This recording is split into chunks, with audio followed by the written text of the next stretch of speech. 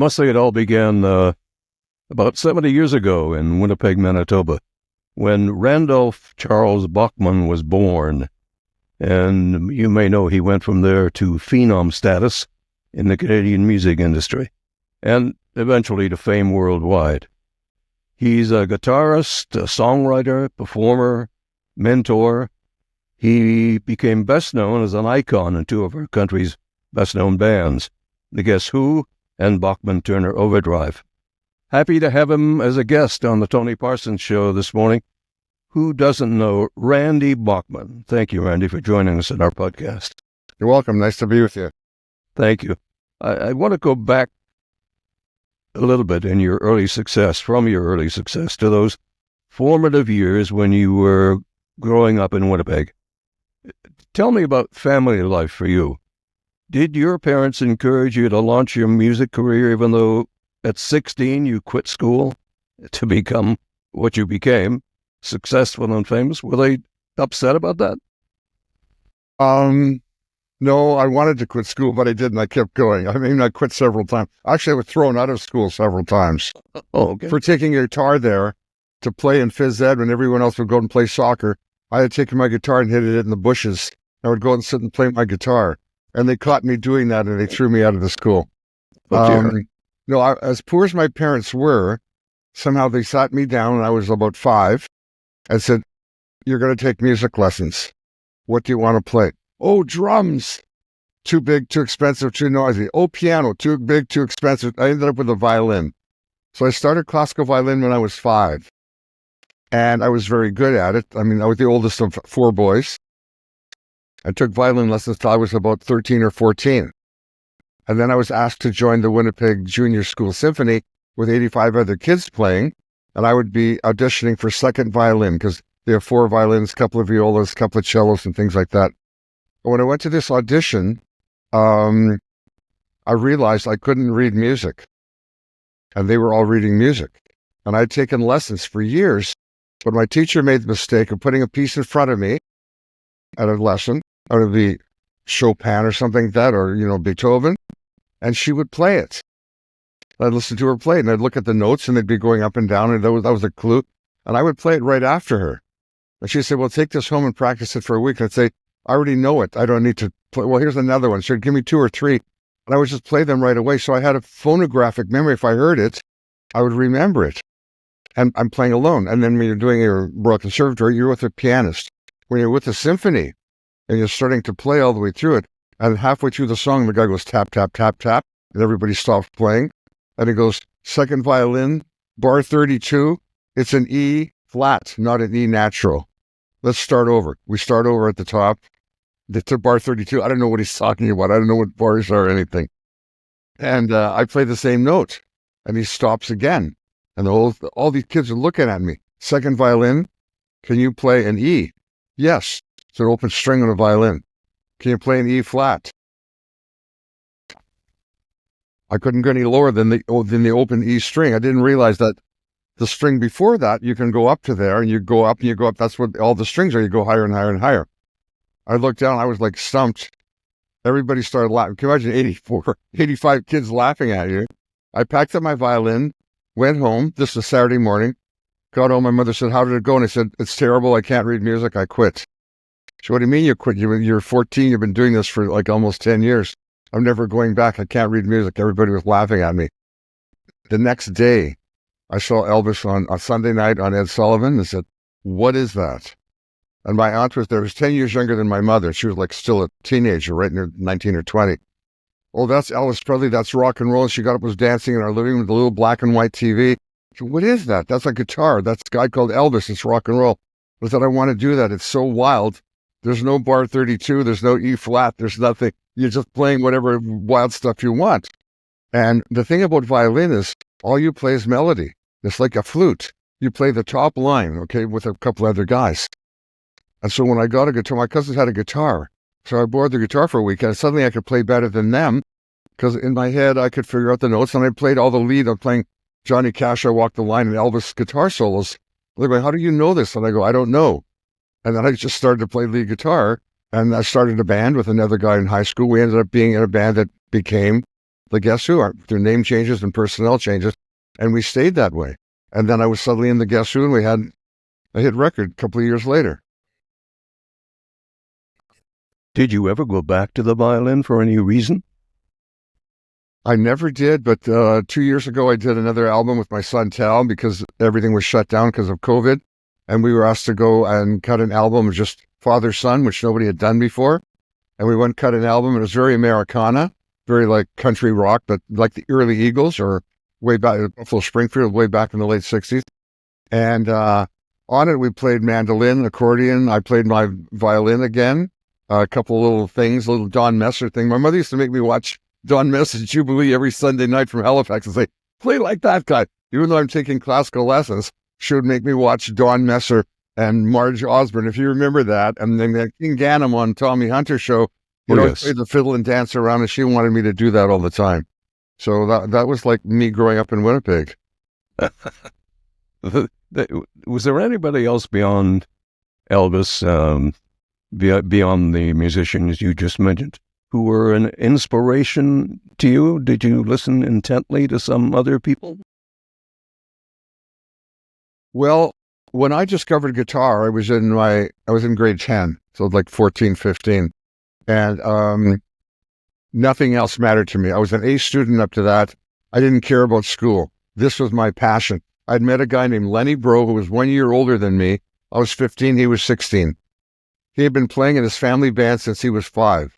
He knew every Chet Atkins, the guy's 16, he knows every Chet Atkins and every Merle Travis album. And when I play him Elvis, he goes, oh, that's easy. And he does Scotty Moore's guitar stuff on the back. And he had just moved to Winnipeg with his family band. And he didn't have any friends, so I was his only friend in Winnipeg. Then I found out he moved across the streets from some girlfriends of mine. And I would go there for lunch because it's too far in Winnipeg to go home for lunch when it's minus 40 below and you're going home for lunch and back and forth. So I'd go to the house and the mother would make me lunch. And then after lunch, the twins would go back to school. I'd go across the street to where Lenny Bro lived, knock on the door. He would be there with the Chet Atkins records and playing the records like he used to over and over and figuring it out. And I would just watch him do that. And I learned to play with him. So he was a great influence on me for a couple of years. When my next report card came out, my mother said to me, something's wrong here. It says you've missed 62 afternoons. And I said, I have something to tell you. I've been skipping every afternoon going to Lenny Bro's house, and look what I've learned. And she goes, well, I hope you can make a living doing that. And I have. You certainly have. Yeah. I remember Lenny from concerts in Ontario. Yeah. And he was really popular at the time and a talented man. Your first band was created in 1960. They were called the Silvertones.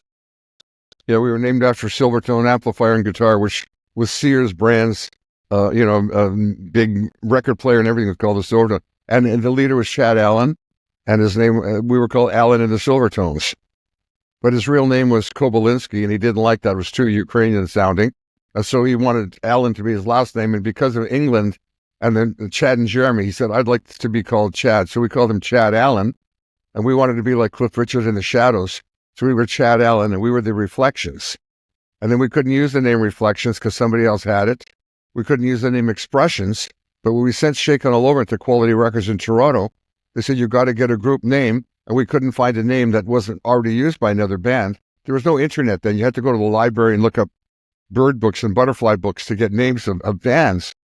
And they said, we're just going to put out this white label and put Shaken All Over on it. We're going to put Guess Who underneath that. So find a name. And suddenly that record came out. They made 50 of them, and they went to all the radio stations in Canada. The record was #1 in Canada, and we were called Guess Who. And that's how we got our name. And we didn't want that name. It wasn't our name. It was just a funny, weird twist of fate. And then it was top 20 at Billboard in the United States. And that began like me wanting to leave school and leaving school and going on the road. It didn't take you long to become a success. You had almost immediate success. You know, I remember the songs, Those Eyes, American Woman. And then when there was another song, I think American Woman was #1 on the Billboard Hot 100 chart. That was quite an achievement in a short period of time. Well, both the album and single were #1, and then there was three trades, Record World, Cashbox, and Billboard. We were #1 album and single in all three of those in this period of 4 or 5 weeks in that summer. And it was pretty amazing. It's like it's great to get on the top 200 or the top 100 or airplay, and suddenly you're getting up there, and you're up there with Let It Be and Ruby Tuesday, and I get around Beach Boys and the Beatles, and you're up there with all these other great bands who you love and you adore. You've been buying all the records, and suddenly you're up there with them, and it's a very surreal thing that your little Winnipeg dream of being on the radio on CKY or CKRC, suddenly you're on Chum in Toronto, and you're on WABC in New York, and you're on WLS in Chicago. You're on every radio station around, and it's stunning. It's staggering when you go into town and you hear your music and it's coming out of the radio in the taxi, your limousine that you're in or whatever. Your song's on the radio. It's amazing. 1970 though, you left the Guess Who. Yeah. What happened there? I had a wonderful thing happen to me called gallbladder attacks. If you've ever had a kidney stone or gallstone, after the gig, I mean, you usually don't eat before a gig because it's like playing football on a full stomach. So after the gig, you would go to a truck stop and then you'd have a greasy cheeseburger or something. After these gigs, I would have this thing happening in the middle of my stomach, right there, right in the V of your chest. So like somebody putting in a knife and turning it. I didn't know what it was. It was very painful. I would be throwing up blood. I'd be in incredible pain. My road manager would take me to the hospital. This is like 2 or 3 in the morning. I'm sweating and perspiring and I'm vomiting and everything else. And they would say, we want to keep you overnight and we'll give you some tests. We'll give you some stuff to drink. We need to x-ray your insides. And we would say, we can't stay overnight. We've got to drive to Cleveland and play tomorrow night. Then we've got to drive to Toledo and play the next night, and then Pittsburgh and on and on. They said, you've got to go home to a doctor. So we had 4 or 5 days off. And I said to the guys in the Guess Who, I've got to go home. I've got to go to Dr. Schneider, who was my doctor, and Burton Cummings' doctor. He was like the group band doctor, and get some tests. So I went back to Winnipeg, and I said, but I'm going to come back and play the Fillmore. The Fillmore East was my last gig with the Guess Who. That was in May of 1970. So I go back to Dr. Schneider. We do all the x-rays. I've got 22 gallstones that when I eat something too sugary or too fat, and your gallbladder is supposed to send out the bile to digest it, they're blocked by gallstones, and that's what makes the pain. Your gallbladder is trying to put that out into your stomach, and it's not going anywhere. It's blocked with the blockage. So I had to take a couple of months off. If we were smart or thought, we would have taken a few months off. But here's the economic side of it. Before American Woman hit number 1, we were $10,000 to $20,000 to $30,000 in debt, which is big money back in 69, 70. We were getting $750 a night, and suddenly, boom, $10,000 a night. So I've got to go home for a couple of weeks. I do go back and I play the Fillmore East, which was a phenomenal place to play in New York. And that was my last gig with the Guess Who. I came home, they went on without me. They got 2 guitar players to take my place. I went into rest with the doctor. I left Winnipeg because it was just so tough being there, having left the band, being number 1, and everybody bothering me saying, why'd you leave the band? Were you thrown out? Did you quit or were you thrown out? It doesn't matter. When somebody breaks up, it doesn't matter who was at fault yesterday or today or tomorrow. It's over. I went to Saskatoon for the summer and stayed there just because my in-laws were there and nobody knew who I was, and I had a nice, peaceful summer. And then the Guess Who went on without me. Burton Cummings led the band and did great. They had shared the land, and then bam, I don't know how many. I think the Guess Who have had 38 songs in the top 50 in Billboard in the last 20 or 30 years. And so they went on without me. And then I was very bored, and I started another band. And nobody would play with me in the band. So I had to go to my brother. I had 3 younger brothers. So I taught one to play the bass, one to play the drums. The other one played the guitar. And they played exactly what I wanted. And I told them to copy the Beatles, copy the Stones, copy Creedence Clearwater, copy the Who, copy all these things that are on the rock and roll, but they're on the radio. And they copied that, and we cut a couple of albums. And nobody would produce me. I had to produce myself. I had to do my own, put together my own albums. I had to finance my own albums. So I'm financing this dream I've got of making it again with my brothers, who are all unexperienced musicians. None of them had any experience at all. Whereas in the Guess Who, Burton Cummings had been playing piano since he was 6. Gary Peterson had been playing drums since he was 5. They could all read music and were classically trained musicians. So I'm teaching these guys how to play. They're my own brothers. And then we get lucky on the 3rd album when a record label says, change your name from Brave Belt, which is kind of a Buffalo Springfield kind of name. We had like country rock, and into heavier rock. And we found a truckers magazine called Overdrive. At that point, there's 3 Bachmans in the band and Fred Turner, so we were called Bachman-Turner, which in that era sounded like Brewer and Shipley. If you remember One Took Over the Line, or Seals and Crofts, Diamond Girl. People thought we were 2 guys with a mandolin and guitar. When Bachman-Turner would come and we'd be booked in a coffee house, we'd show up and play this rock and roll. They'd be blowing the coffee mugs off the table. And we found a truckers magazine called Overdrive. So I called the record label and said, you want my name in the name? You want Bachman in there so DJs will recognize it. How about Bachman-Turner Overdrive? And they go, wow, that name's never been used in music. It's a trucking thing, like the trucking gear, Overdrive gear. But it's too long a name. And I said, well, we also got BTO. And they went, wow, you got a logo of BTO and the long name? Crosby, Stills and Nash at that point were CS&N. Chicago was CTA, Chicago Transit Authority. And other bands were having initial names and said, wow, you're that's really hip. You would now be called Bachman-Turner Overdrive. The first album came out. Nobody would play it. Nobody knew what it was. We got a call from a guy named Scott Shannon, who was in St. Louis, Missouri. And he said, we're doing a rock and roll weekend at the end of the summer in a drive-in theaters. You remember the drive-ins? You drove in, you pull a screen in your car, the big screen. We're having a stage in front of the screen. And at 4 or 5 in the evening, we're going to have rock bands playing. Then when it gets dark, we're going to play Rock Around the Clock, and The Girl Can't Help It, and Hard Day's Night, play all the rock and roll movies. And I listened to your album, and if you will agree to come and play this show for nothing on a Saturday afternoon in St. Louis for KSHE, KSHE radio, we'll play your 8 songs. There's 4 songs on the side then. We'll play your 8 songs. We'll play one every 3 hours. So when you get here in 3 weeks, everybody will know this album. Well, great idea. Thank you very much. So we show up and we play there at like 5 in the afternoon, and everybody knows every song. And those aren't easy songs. They're album cuts. They're like 4 or 5 minutes long. Everybody's singing along. We're going, this is incredible. And from the thing with Scott Shannon, who's now a big DJ still in New York, St. Louis started to play it, and then Nashville played it, and Memphis played it. We hooked up with a couple of guys in New Orleans. We then started to tour with Peter Frampton, the Doobie Brothers, ZZ Top, the Allman Brothers. People thought we were a Southern band. We sounded so country rock and played down south so much, down in New Orleans and that whole area. Nobody even knew we were a Canadian band. And then album after album after album. And there was no MTV then. You didn't sell T-shirts. You gave them away. You thought you were ripping off your fans. If you sold a T-shirt, you had to make them and give them away. No MTV, so we had to play. And we did 300 gigs that first year. 300 gigs the next year.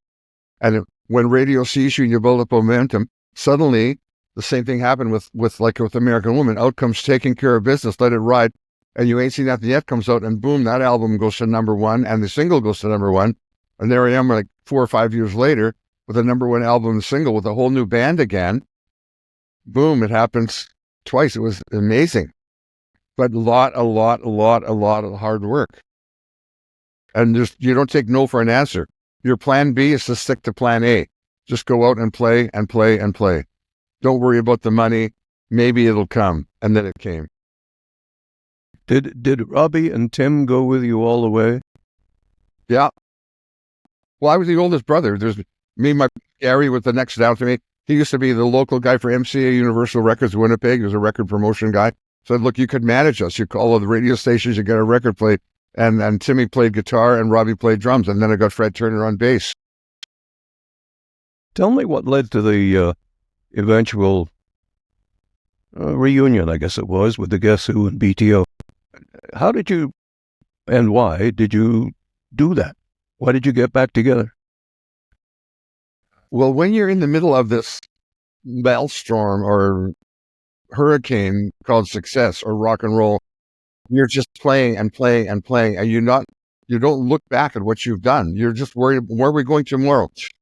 Where's the fax from? There's no internet then. There wasn't even cell phones. You had to go to a payphone and stuff. So you're worried about the next day. And then when it's over and you look back, you go, wow, we were #1 in 22 countries. We could have went to India and Japan and Germany and England and Sweden and everything else, but we didn't. Because Turner and I were the older guys in the band, in BTO. We had a wife and kids, and the other 2 were young. My brother Robbie was 10 years younger than me. And my brother Tim had left the band. And we had Blair Thorne. So we had 2 young guys who wanted the rock and roll party life, and 2 older guys who said, enough of this touring. We've been away for a month. Let's go home. So there's that feeling going on in the band. Let's keep going and let's take a break and let's live life a little. And it just gets to be so much when you're in a car, in a room with people who you wouldn't maybe normally hang out with. You're together because you have this musical thing, that's synergy that you've created. And then you're put there for 3 solid years, 300 or 400 days a year or at a time, like 90 days at a time, and then a week off, then another 90 days, and 10 days off, back and forth. You just get sick of this thing. It's like you got to leave home when you're 16 or 17 or 18. You had enough of your mother's telling you to pick up your socks and, you know, trick your underwear up off the floor and stuff like that, getting divorced, that whole kind of thing. You've had it's enough already. And so you kind of drift apart. And then you look back at it and go, that was amazing. That we were living the dream. What happened to us? It turned into a nightmare. And after all this time goes by, and I remember we played the Pan Am Games in Winnipeg in the late 60s, 67 or 68. We played 4 songs. These Eyes, No Time, American Woman, No Sugar Tonight. Nobody knew them.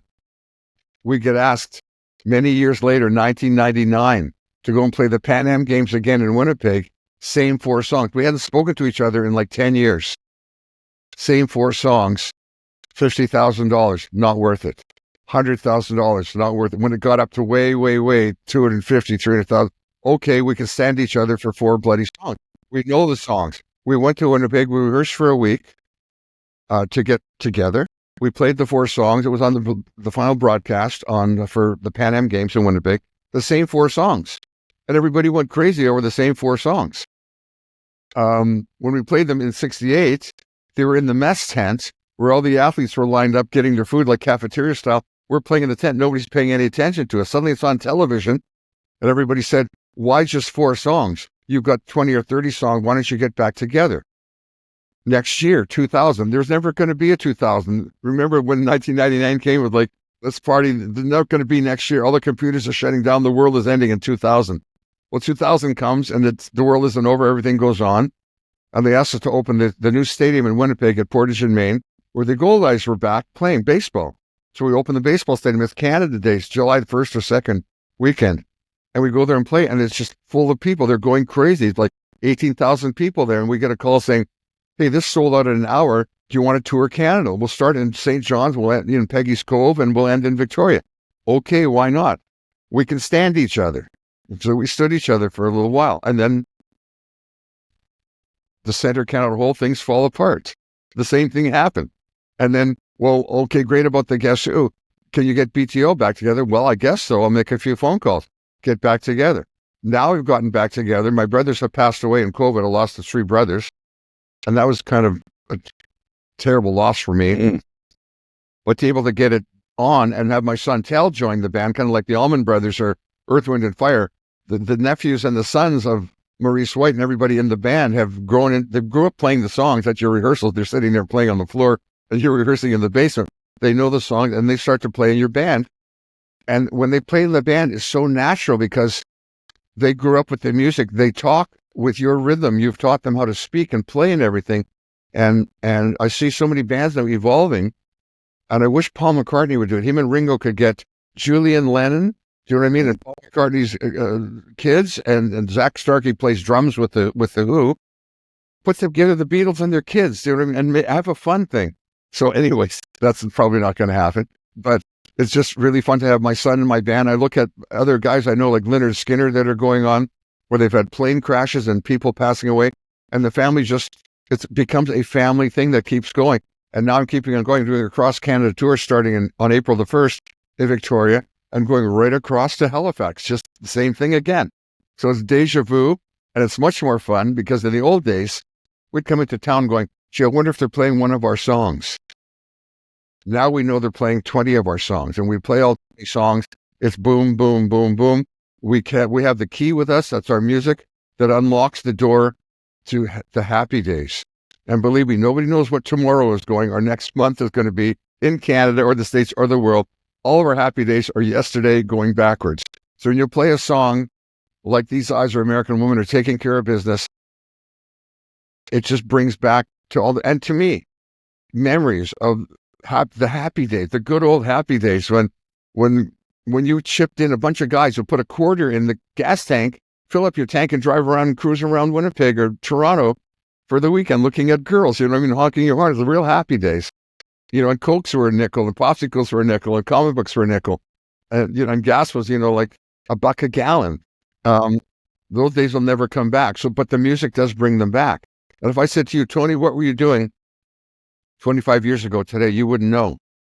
If I said, what were you doing the first time you heard American Woman or Sultans of Swing? She Loves You, or A Whole Lot of Love. Oh, I was in a car with a bunch of guys who were in the farm in Trenton, Ontario, and, you know, we were surfing or whatever we were doing, or, you know, the music brings back the memories. So it's really, I feel like an ambassador of goodwill now, and let's all get together. And when you're in a concert and there's 200, 2,000, 20,000 people, there's a collective consciousness that happens when everyone is singing and moving to the same song.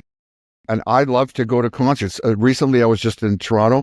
Tal and I went to see Neil Young and Crazy Horse at the Amphitheater. A week later, we went to see the Stones in New Jersey.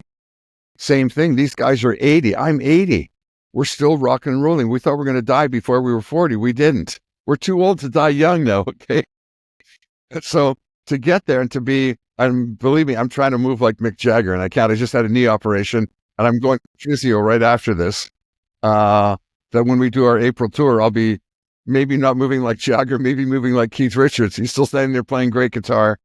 And it's just a joy to be alive and touring and playing rock and roll with BTO. It's nice to hear that you have no regrets. Well, there are things I regret, but not like enough to depress me. I regret them enough to not repeat them. You know, an idiot keeps making the same mistakes. I think I did that getting married twice. You try to marry the same woman and hope you can change her, and it ends up being the same thing. So I've been a bachelor now for a couple of years, and it's kind of nice being alone, although I have friends all over the world. It's pretty amazing. Now to have my son in my band. I'm in love with a new lady. She is 1 month old. Sal had a granddaughter. Her name is Dahlia. She's coming on the tour with us. She's coming on the tour bus. She was just here. My daughter-in-law was setting up my computer with you, and she had a little baby in her arms. She was 5 weeks old. And it's wonderful to look down and see a new little baby. I mean, I've had 8 kids, but it's been a long time since my daughter, I held her in my arms. So now to hold my granddaughter in my arms is amazing. Look at the little fingers, the little toes, the little face, and you see your grandmother's face, and there are your mother, your brother. You see the characteristics are the same. So I'm really enjoying life at this point. Was there anything, looking back, that you didn't accomplish that you wanted to? No. That's hard to say. We did not go to Woodstock. The Guess Who. We had played Seattle Pop Festival, which was about a month or 5 weeks before. It was in 1969, in Woodinville, Washington, which is just outside of Seattle. We played there. It was 3 days of sunshine and fantastic bands. Led Zeppelin was there, The Who, Sly and the Family Stone, The Beach Boys, Chicago, BTO, Ike and Tina Turner, Chuck Berry, Bo Diddley, the Flying Burrito Brothers, the Byrds. Everybody was there. It was like Monterey had come up, and everybody was playing the Seattle Pop Festival. It was fantastic. Nobody thought to film it. It was so perfect. Nobody even thought. We get a call a month later to go and play Woodstock, which is in upstate New York, but we get a call because it's a disaster. It's raining. Thousands of people are coming there. There's not enough water. There's not enough toilets. All the highways are blocked. Vans are canceling out because they can't get there on the highway. Everything's blocked. And I say, no, we're not going to go to Woodstock and take a chance there of crashing in a helicopter or something. Instead, we went to Chicago and cut the American Woman album. So had we gone to Woodstock, we might have achieved fame there, or not fame, like some of the bands that played Woodstock, nobody heard of them. And then others went on to be worldwide famous and still are. We went to Chicago. They had built a new studio for us, and we cut the album that became the American Woman album and single that took us to #1 in the world. So did I regret not going to Woodstock? No, because we created a #1 album and single out of that. And had we had gone to Woodstock, we might not have gone and cut that album at that time when all the synergy was there in the room. It was some amazing things have happened. So even though you have a regret that we didn't go there, but look what I did instead. You come to a fork in the road and you take the left or the right, and both of them could be good. You just got to say, what the heck? We didn't play Woodstock, but we had a #1 song, and that propelled us around the world. And that was in every country in the world. It still gets played now. I mean, the Country Music Awards opened 2 years ago with Kelly Clarkson singing American Woman.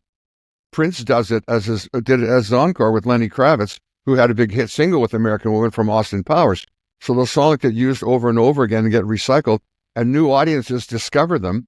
And because they've discovered Lenny Kravitz doing it, they then look at the original and they play the Guess Who. If you watch Austin Powers, both versions are in there, the Guess Who and the Lenny Kravitz's. So like Mike Marshall did a great service for us, putting that in the movie, and then getting Lenny Kravitz to cover that for the closing credits. So then Taking Care of Business lives on and on and on. Some of these songs, they just become embedded in the culture, in the atmosphere of the world, the cloud that's around the world. Those songs are there all the time. A moment ago, you mentioned Neil Young. I know you had a relationship with him in terms of friendship and your love of music and your love of Canada. What did that association do for you? Well, I saw this kid in Winnipeg. He had moved there. He was kind of an outcast. His mother was divorced. She moved there with him. And Dad, Scott Young, stayed back in Toronto. And so this kid comes to Winnipeg. He's 2 years younger than me. And I'm there on stage playing with the Guess Who. And there's this guy standing in front of me. Like, I used to go stand in front of Lenny Breau and watch him play. So this guy standing in front of me, and his name is Neil. And he asks about my guitar and my amps. And he says he wants to get a guitar like mine. And he gets a guitar like mine, but he doesn't have an amplifier. So he would come and say, I have a gig next Friday. Do you guys have a gig next Friday? And we'd say, no. Well, can I borrow your amplifier? Sure. Nobody had cars then. My father didn't even have a car. So I get on the bus with the amp. I take it to Neil Young. He plays the gig at Calvin High, where he went to high school. We take the amp home. So we were friends there, trading guitars, using the same amplifier. We had the same dreams. We were sponsored by CKY, by a DJ there who would come and do our dances. Neil Young was sponsored by a DJ at CKRC. So we were competitors, but we were friendly competitors. We helped each other out. And I left with the Guess Who in 1965. I went on the Kingsman Louie Louie tour. That's when I left school. Actually was at college at the time. And quit school and went on the Kingsman Louie Louie tour at the same time Neil Young left. Went to Thunder Bay, Port Arthur. And then met Stephen Stills, went to LA and started Buffalo Springfield. So we came home after the summer of 65 into 66, going into 67. And I had been to New York and I recorded at Scepter Studios. I had met Dionne Warwick and the Kingsmen and Dionne and the Belmonts and all these other great musicians in New York. Burt Bacharach was hanging around there pitching us songs, him and Hal David. And we couldn't do any Burt Bacharach songs. Burt Cummings and I started to write our own. And then Neil Young brought me the Buffalo Springfield album. And I went, holy cow, this is amazing. So we left at the same time. We would come back and phone each other saying, come to the radio station. I got an acetate of the new Buffalo Springfield album. I got an acetate of the new Guess Who album. And so we've been friendly, rivalry friends for years. I saw him in Toronto like a couple of months ago when he played Molson's Amphitheater, or it's called the Bud Amphitheater now, with Crazy Heart. Went backstage to see him. It was like hugs like the old days. He's played on many records of mine. I've called him up saying, hey, man. Or his roadie would call me saying, hey, Neil needs a guitar tip for the Switch. We know you collect Gretsch guitars. So I'd send him a whole bunch of pieces for a guitar. And in one of them, I sent him a song called Prairie Town, the lyrics.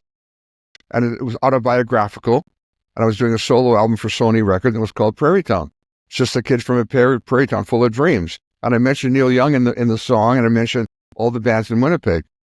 And so I send the piece of the guitar, and I get a fax the next day that says, read your lyrics, what's the music like, want to be part of this, Neil Young. Wow, I get on the phone. He said, come to my studio. I fly down there to Broken Arrow Studios, down in Half Moon Bay in San Francisco, to his studio. And we put on Prairie Town. He plays and sings on it, and it's amazing. And then we're having breakfast the next morning. He says, I want to be in the video. And I'm like, what video? Oh, I better shoot a video. Okay, I call some guys to do a video. So he propels me into this thing way, way back when I left the Guess Who. I'd come back to Winnipeg. This was 1970. And I'm really downtrodden. I'm not in a band. I have no money. I'm broke. I've got 2 kids. He's back there. Buffalo Springs have broken up. And he says, Randy, when one door closes, just be patient. Another door will open. The minute you see a crack of light, run to that light. Embrace the light. Another door will open. I'll help you. He got me a record deal for Brave Belt, which early BTO, with Mo Austin at Reprise Records. So Neil set that up. I went down there. I had a 2-album deal with Reprise. We got me going, got me producing in the studio and doing my own stuff. And then suddenly I get good enough that we become Bachman-Turner Overdrive. And then the next album, boom, the next album, boom. And then 4 or 5 albums booming after that and selling 20 or 30 million albums just from the perpetuation and never giving up and never taking no for an answer and keeping on going and going. And it's really funny. I've had a band. He had a band called Crazy Horse. I had a band called Iron Horse. Yeah. He wrote a song called American Dream. Burton and I wrote a song called The American Dream. There's this parallel of things we do where we break up with women, with marriages and with kids, but we both love our kids. We both love our guitars. We maybe get to fax each other or email each other once or twice a month. I'm going to be here, drop in. I'm coming here, I'm coming there. Let's get together and that kind of thing. And it's fun to watch him. When I see him, he has the same look in his eyes that he did when he was a teenager. This dream that I had, that no matter what, this is what I do and this is what I'm going to keep doing. And you just keep doing it. I got to admire him for that. He's rocking in the free world and I'm still taking care of business. Just as an aside, I taught his dad, Scott Young. Taught meaning I trained him in broadcasting when he he was writing for the Toronto Star, I think, or the Telegram, and he came to the television station I was with, and they said, "Yeah, we got to get him on because he's Scott Young, but we need to train him." So they assigned that to me. He was a great guy too, just a great guy. Yeah. One of your other successes was radio, a show called Vinyl Tap on CBC. Tell me how that came. It was a joke. I used to listen to Finkelman's 45s every Saturday night. I lived on Salt Spring. You have your dinner, you get a guitar, you put on Finkelman's 45s. He tells beefs and bouquets or, pluses and minuses about the world, and he plays the odd 45. And then I put out a jazz album just for fun, because I had a lot of fun learning jazz from Lenny Breau. And I'm doing Stuart McLean's Vinyl Cafe. And this is in BC at the Arts Center, in Surrey Arts Center. And I say to him, I hear Danny Finkelman's retiring. How tough is it to play records? We all play records all the time. He's retiring? I didn't know he was a stockbroker. I just thought he was a DJ. And I knew Finkelman from Winnipeg. He grew up there hanging around CBC when I was there as a teenager. So we all knew each other from Winnipeg. And Stuart McLean says, well, and all the CBC producers are there. This is like live radio. I said, anybody can do that show. He said, well, why don't you do a demo? I said, what do you mean? He said, if you think you're going to do the show to replace Finkelman's 45, do a demo. Like you've got to do a demo for a record label to show your stuff and maybe they will like it. I said, you're kidding. He said, no, just go do a demo. And I said, well, I have an idea. Can I use the name Vinyl? Like Spinal Tap was the movie. Can I call my thing Vinyl Tap? I'll tap into my stories of rock and roll that nobody knows. It's just me meeting Leonard Cohen or Van Morrison or Jim Morrison or Led Zeppelin, my own story that nobody knows. Either give it a shot. So I went to Winnipeg. I was in CBC, and I said, I've been asked to pitch my own show. And behind the guy is a wall of CDs. And he said, well, what will you talk about? And I'll talk about my own stories. Pick every third or fourth or 10th CD, put them on your desk. So he did that. He picks like 18 CDs. And I pick it up, and I look at it. Oh, yeah. Oh, that's Ike and Tina Turner. Okay, I played with Ike and Tina Turner in the Seattle Pop Festival. I did this, I did that. Here's the story. Oh, and I did this for every CD he picked out. He said, yeah, you could do a show. So I go and I do 10 shows for the summer replacement for CBC, and it's a lot of fun. And people have said to me, you can't do it. And when somebody says that to me, that means I'm going to try really, really hard to do it. So the first one I did, I was like Wolfman Jack. Hey, let's rock and roll. It's CBC, rock and roll, can't. And they said, you can't do that. It's CBC. Calm it down. When did you do this? I did it at 2 p.m. Okay, here's when you do it. Have your dinner. You're full. You're moving slower. Saturday night after dinner, you overeat. You're going to go to sleep, get into that FM mood where you're talking, hey, this is Randy's Vinyl Tap, or you're talking in that low monotone kind of voice. Then you'll have the CBC people, because they're all intellectual and they're all listening for story. They don't want a screaming rock and roll guy. They want an intellectual rock and roll guy. So I do that show for the summer, and then they call me in September saying, you did really great on the show. We're having a work to rule. There's a strike going on. We have no new shows. Can we play your 10 shows over again? I said, sure. Will I get paid again? No, we've already paid you. Okay, play them again. Then they call me another month later going, we just did the fall book. Your show's at the top of the ratings. It's the #1 show. Will you do it? Can we repeat it again on Sunday night? Because all the musicians are complaining when it's on Saturday night, their gig starts at 9:00. They never get the last half of your show because it's a 2-hour show. Yeah, play it again Sunday night. Can you do it Friday night for the people who are working till midnight, who are the taxi drivers and the truckers and the Air Canada people that are going home? Put it on 3 nights a week. That lasted for 15 years. It was incredible. I had the most fun going through my record collection and telling my own stories of meeting these people. And I'm telling you, it was so much fun. I'd travel to Halifax to play a gig, and I'd be walking down the street, and the windows would roll down. They go, hey, man, we love the cowbell show, because I did a show on Not Enough Cowbell, from the sketch from Saturday Night Live, where I'd play all the cowbell songs, and I played 20 cowbell songs, right? And that was kind of the joke. But I had fans all over the place. And I also had fans coming up to me saying, we love your voice and your radio show. We understand you used to be in a band.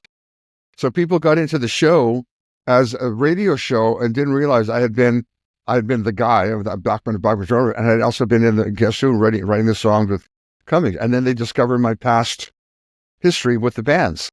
So it was really great for me. It was really a fun time. 15 great years of my life. Amazing story. Good for you. You mentioned your son Tal, and I know that you've got a tour coming up now, a tour event coming up now. Tell us about that before we leave. Well, out of the blue, we got a call, would you like to do a Canadian classic rock tour? Everybody now, like I said, the good old days are all yesterday. And we look at classic radio now. Classic rock radio is about 68 to 78. The tail end of the Beatles, or maybe the middle of the Beatles, the middle of the Stones, the beginning of the Beach Boys, and, Clapton and Hendrix and the Power Trio, Led Zeppelin, everything coming up. There was like 10 years of glorious classic rock there that got wiped out by disco. That has become classic rock. And to have people go back to the good old days and want to hear like Whole Lot of Love and Stairway to Heaven and Dream On and I Get Around, all these hits from the 60s and 70s was really amazing. Do you guys want to do a classic rock tour?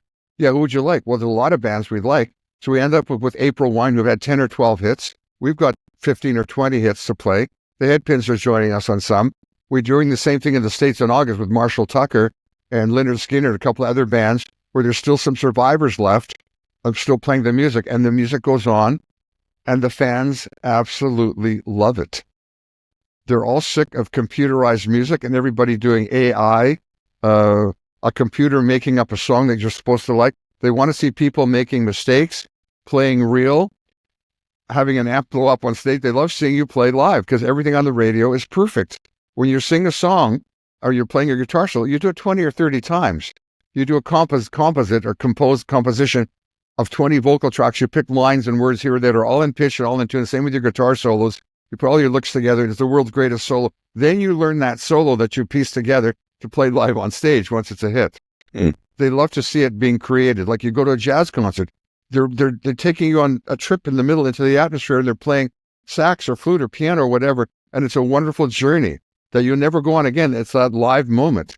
So people playing live like that is really the great thing. I had a great time this summer. 2 years ago, I took my family to see, in 10 days, Queen, ELO, Electric Light Orchestra, and Paul McCartney, and Dido. It cost me like $30,000 to fly my kids here, buy all the tickets, and go and see them. It was the greatest 10 days that we could have had as dad or granddad and grandkids. We were all sitting there cheering on all this music that we all knew. Took them all to see Shania Twain. Amazing. Because my grandkids knew the songs. I knew the songs. We're all there cheering on Shania Twain. A good friend of mine, Lindsay L., was opening the show for her. And it was great to see Lindsay L. there as well. She's a Toronto, Calgary girl who I was helping out. And so there's nothing like classic rock. I'm really happy that I'm still a part of it. It's really great. And the tour we start April is just going to be, the Headpins, 8 or 9 or 10 hit songs. April Wine, 10 or 12, a BTO. I'm also do a tribute to the Guess Who, obviously in my BTO thing, where I do a medley of These Eyes, An American Woman, and No Time, and No Sugar Tonight, and then a whole bunch of BTO songs. And the BTO fans are sending to our website requests, songs they've never heard live on the stage that are album cuts. So we're making a list of songs to play for certain people in certain cities who have never heard on stage Shotgun Rider or My Wheels Won't Turn, or some that was obscure album cut that they used to love driving in their tractor or their pickup truck. So we're doing that for the fans, and life is really good. That's nice to hear, and it's congratulations on a great career. It's Thank not you. over yet. You've still got No, it's not. a lot to go. We got a movie coming out. Tell me. Well, in 1976, my Gretsch guitar was stolen in Toronto from the Holiday Inn. We had just done an album at Phase One Studios there. That guitar remained stolen for 47 years. When Tal and I were doing YouTube, we did because of COVID, not doing it. We do a live YouTube every Friday night called the Bachman Train Wreck. Father, son, trying to stump each other playing songs, kind of like Wayne's World. And in the middle of one of these broadcasts, and I talked about my stolen Gretsch guitar for decades on my radio show and everything. So when you're doing a live YouTube, down the side of the screen is a black column, and people type in there, bad hair day, nice pants buddy, lousy song, great mistake, that kind of thing. And up comes a little thing that says, I think I found your lost guitar. So say to Tal, contact this guy. So when the broadcast is over, he contacts the guy lives in White Rock, and he says, I found your lost guitar. Been gone 47 years, 48 years. How did you find it? Well, I did a capture of Looking Out for Number One, the BTO song, where you're playing your orange Gretsch. Did a photo of it. Then I scoured the internet. He's an internet sleuth. For every orange Gretsch guitar sold on the internet that's posted on a website in the last 15 years, and I found this guy in Japan, Takeshi, playing your guitar. So I punched up Takeshi's thing, and he's playing my guitar. Takeshi's 33 years old. He can't speak English.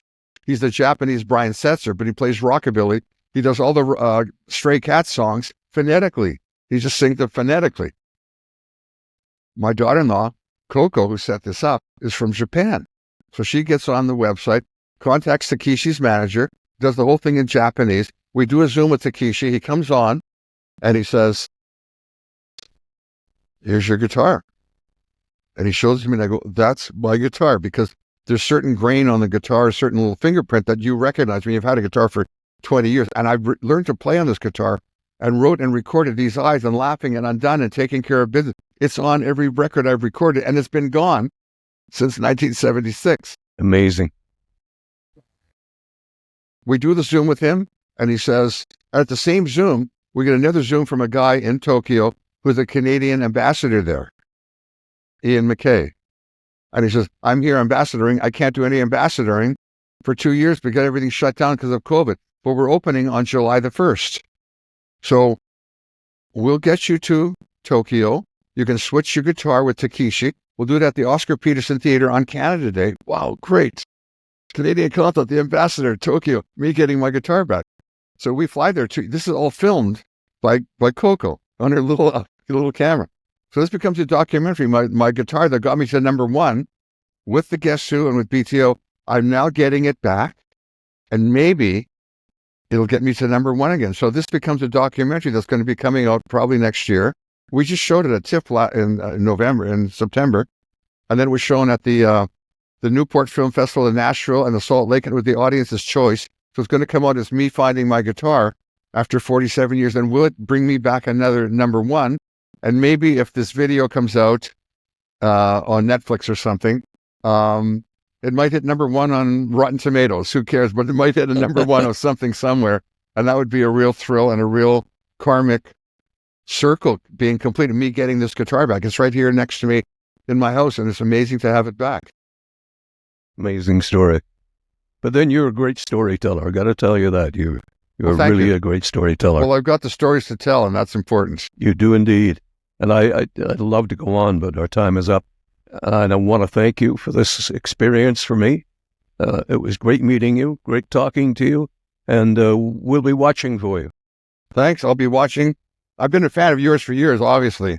Oh, thank you so Some much. of you guys, you're on, we're in everybody's hearts and mind. You were the good old days, right? Yeah, I suppose we were. Yeah, we were the good old days. Yeah. Thanks, Randy, so much. My pleasure. Thank you. Bye-bye.